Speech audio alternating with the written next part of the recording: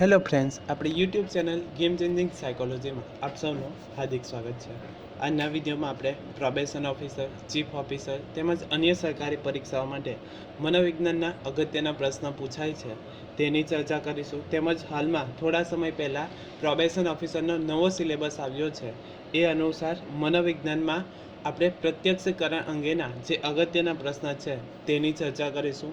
અગાઉના 3 વિડીયોમાં પ્રત્યક્ષીકરણ અંગેની નવા અભ્યાસક્રમ અંગે જે પણ પ્રત્યક્ષીકરણનો ટોપિક છે તો એમાં 3 વિડીયો આપણે ડીપમાં થિયરી સાથે ભણાવ્યા હતા।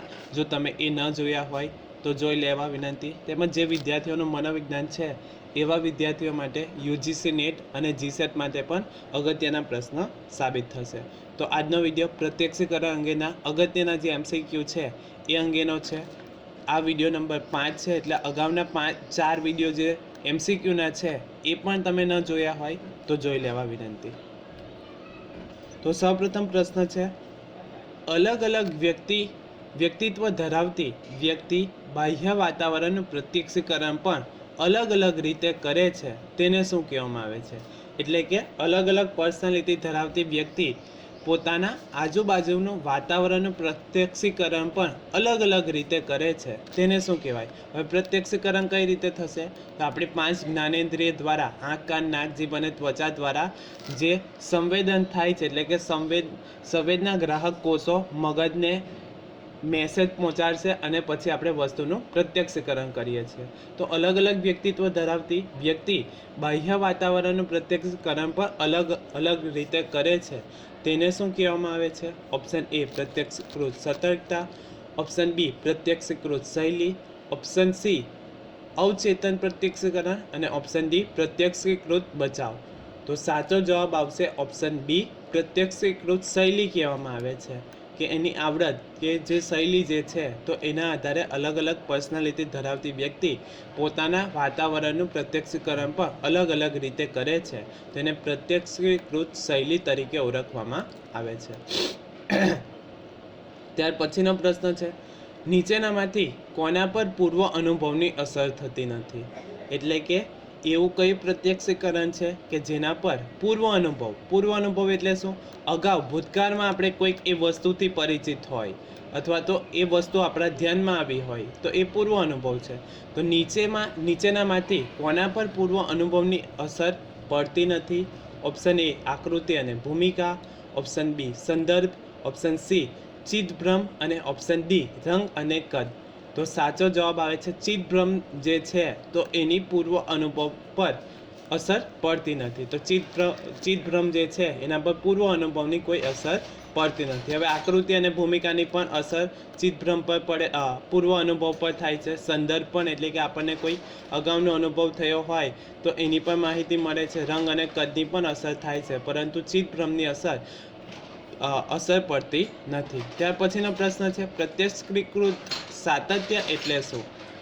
ઓપ્શન એ સાંવેદનિક નિર્દેશોમાં સ્થિરતા, ઓપ્શન બી આપણા પ્રત્યક્ષીકૃત જગતની સ્થિરતા, ઓપ્શન સી વસ્તુ અને ભૂમિકાના સંદર્ભમાં ફેરફારો અને ઓપ્શન ડી ઉપર પૈકી એક પણ નહીં।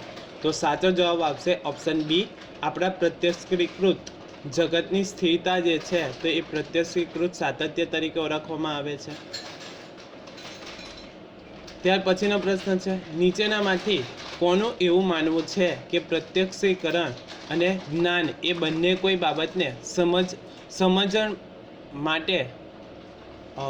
સાથે શીખવા માટે જરૂરી છે? એસબી મનોવૈજ્ઞાનિકો એટલે સ્ટિમ્યુલસ અને રિસ્પોન્સ સાથે સંકળાયેલા મનોવૈજ્ઞાનિકો, ઓપ્શન બી બોધાત્મકવાદીઓ, ઓપ્શન સી સાહચર્યાત્મક શિક્ષણવાદીઓ અને ઓપ્શન ડી આપેલ પૈકી એક પણ નહીં। તો સાચો જવાબ આવશે ઓપ્શન બી જે છે બોધાત્મકવાદી જે મનોવૈજ્ઞાનિકો છે તો એમના મતે પ્રત્યક્ષીકરણ અને જ્ઞાન એ બંને કોઈ બાબતને સમજણ માટે સાથે શીખવા માટે જરૂરી છે। ત્યાર પછીનો પ્રશ્ન છે, સમષ્ટિવાદનો પાયો કયા વર્ષમાં નખાયો? એટલે કે સમષ્ટિવાદી જે મનોવૈજ્ઞાનિકો છે એમના દ્વારા સમષ્ટિવાદની શરૂઆત અથવા તો એની સ્થાપના ક્યારે થઈ? 1908, ઓપ્શન બી 1912, ઓપ્શન સી 1916 અને ઓપ્શન ડી 1904। તો સાચો જવાબ આવશે 1912માં. હવે તમારા માટે પ્રશ્ન છે, સમષ્ટિવાદી મનોવૈજ્ઞાનિકોમાં કોનો સમાવેશ થાય છે? જો તમે જાણતા હોય તો કમેન્ટ બોક્સમાં કમેન્ટ કરી શકો છો. ત્રણ ત્રિપુટી જે છે તો એ સમષ્ટિવાદી સાથે સંકળાયેલી છે. એમાંથી એક નામ વર્ધીમનનું છે અને બીજા બે નામ જો તમે જાણતા હોય તો તમે જણાવી શકો છો. અગાઉના વિડીયોમાં પણ મેં તમને આની ચર્ચા કરી હતી. ત્યાર પછીનો પ્રશ્ન છે, કોઈ એક વ્યક્તિ ઊંચા સ્થાનેથી ઊભી રહીને એક દિશા તરફ જતી કારને એક જૂથમાં અને બીજી દિશા તરફ જતી કારને બીજા જૂથમાં વહેંચે છે. એટલે કે કોઈ એક વ્યક્તિ ફોર એક્ઝામ્પલ માની લઈએ કે બિલ્ડિંગ ઉપર ઊભી છે. હવે તે દૂરથી જોઈ છે બે રોડ ઉપર કે અમુક કારો જે જાય છે તો એક દિશામાં જાય છે અને બીજી જે કારો છે તો એ બીજી દિશામાં જાય છે. આ ઉપરોક્ત હકીકત સમષ્ટિવાદના કયા નિયમ મુજબ સમજાવી શકાય? કે કોઈ એક વ્યક્તિ ઊંચા સ્થાનથી ઊભી રહીને એક દિશા તરફ જતી કારને એક જૂથમાં અને બીજી દિશા તરફ જતી કારને બીજા જૂથમાં વહેંચે છે. એ ઉપરોક્ત હકીકત સમષ્ટિવાદના કયા નિયમ મુજબ સમજાવી શકાય? ઓપ્શન એ પૂર્તિનો નિયમ, ઓપ્શન બી સમાન ગતિનો નિયમ, ઓપ્શન સી સમાનતાનો નિયમ અને ઓપ્શન ડી સમીપતાનો નિયમ. તો સાચો જવાબ આવે છે સમાન ગતિનો નિયમ. હવે પૂર્તિનો નિયમ એટલે શું? કે આપણું મગજ જે છે તો એ અમુક અધૂરી બાબતોને પણ પૂર્ણ રીતે જોઈ લે છે, તો એને પૂર્તિનો નિયમ કહેવામાં આવે છે. પૂરકતાના નિયમ તરીકે ઓળખવામાં આવે છે કે આ આકૃતિ જે છે તો એ અધૂરી છે છતાં પણ આપણે એને ત્રિકોણ માની લઈએ તો એ પૂર્તિનો નિયમ કહેવામાં આવે છે. સમાનતાનો નિયમ, સમાન ઉદ્દીપકો હોય તો એના કારણે સમાનતાનો નિયમ બને છે. અને સમીપતાનો નિયમ કે બે અલગ અલગ ઉદ્દીપકો જે છે તો એ સમીપ હોવાના કારણે, નજીક હોવાના કારણે કોઈક એક અન્ય ઉદ્દીપક બને છે અથવા તો કોઈ જૂથ બને છે તો એને સમીપતાનો નિયમ કહેવામાં આવે. ફોર એક્ઝામ્પલ બે તબક્કા જે છે અને વચ્ચે આડી લીટી કરી નાખવામાં આવે તો ભાગાકારની નિશાની થઈ જાય છે. એ જ રીતે બે તબક્કા છે વચ્ચે ક્રોસની નિશાની કરી નાખવામાં આવે તો એ ટકાની નિશાની થઈ જાય છે. તો એ સમીપતાનો નિયમ કે બે અલગ અલગ ઉદ્દીપકો નજીક હોવાના કારણે એક ઉદ્દીપક તરીકે યા એક જૂથ તરીકે દર્શાવી શકાય તો એ સમીપતાનો નિયમ કહેવામાં આવે છે.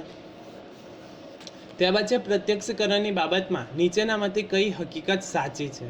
ઓપ્શન એ તે બહુ સક્રિય પ્રક્રિયા નથી, ઓપ્શન બી તે પસંદગીયુક્ત પ્રક્રિયા નથી, ઓપ્શન સી તેમાં ઉદ્દીપકનું સંઘટન હોય છે અને ઓપ્શન ડી તે જ્ઞાન પર આધારિત નથી. તો સાચો જવાબ છે તે બહુ સક્રિય પ્રક્રિયા નથી. કે પ્રત્યક્ષીકરણની બાબતમાં કઈ હકીકત સાચી છે? તો તે બહુ સક્રિય પ્રક્રિયા નથી. ત્યાર પછીનો પ્રશ્ન છે, દ્રષ્ટિ એ ખાલી જગ્યામાં વિકૃતિના કારણે ઉત્પન્ન થાય છે. કે દ્રષ્ટિભ્રમ જે છે તો એ શાના કારણે ઉત્પન્ન થાય છે? ઓપ્શન એ ઊર્જા પરિવર્તન, ઓપ્શન બી સંવેદના, ઓપ્શન સી પ્રત્યક્ષીકરણ અને ઓપ્શન ડી અનુકૂલન. હવે દ્રષ્ટિભ્રમ કોને કહેવામાં આવે છે? કે કોઈ એક ઉદ્દીપક હોય જે છે ભ્રમ અથવા તો દ્રષ્ટિભ્રમ જે છે તો એક ઉદ્દીપક જે છે તો એ ઉદ્દીપકનું આપણે ખોટું પ્રત્યક્ષીકરણ કરીએ તો એને ભ્રમ કહેવામાં આવે છે. ફોર એક્ઝામ્પલ અંધારામાં સૂત્રી દોરીને આપણે સાપ માની લઈએ છીએ તો એને ભ્રમ કહેવામાં આવે છે.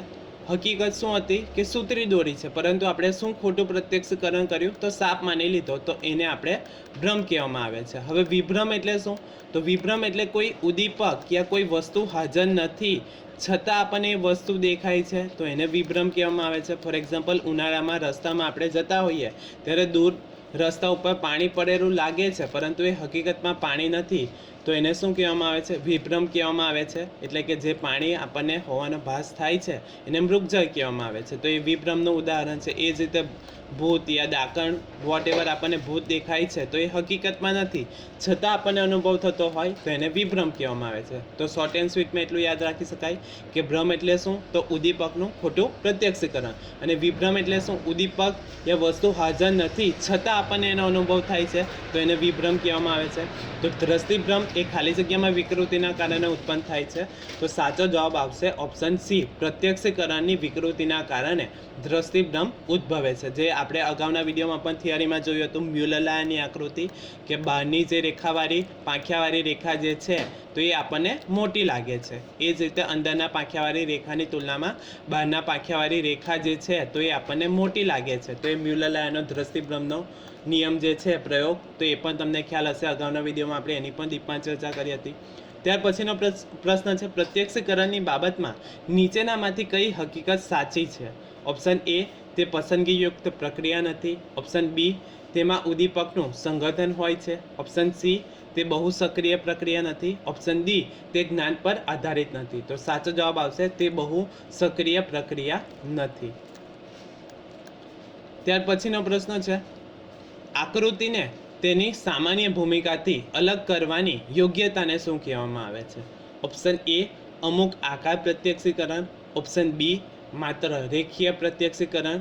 ઓપ્શન સી, આમાંનો એક પણ નહીં, એટલે કે આપેલ પૈકી એક પણ નહીં. અને ઓપ્શન ડી, સર્વ આકાર પ્રત્યક્ષીકરણ. તો સાચો જવાબ આપશે સર્વ આકાર પ્રત્યક્ષીકરણ કહેવામાં આવે છે, એટલે કે આકૃતિને તેની સામાન્ય ભૂમિકાથી અલગ કરવાની યોગ્યતાને શું કહેવામાં આવે છે? તો સર્વ આકાર પ્રત્યક્ષીકરણ કહેવામાં આવે છે. આશા રાખું છું કે તમને આ વિડીયોમાં સમજ પડી ગઈ હશે, અને જો તમને આ વિડીયો પસંદ પડ્યો હોય તો વધુમાં વધુ લાઇક કરી અમારી ચેનલને સબસ્ક્રાઈબ પણ કરી શકો છો. તે ઉપરાંત મટીરિયલ મેળવવા માટે તમે અમારી ટેલિગ્રામ ચેનલને પણ જોઈન કરી શકો છો. Thank you.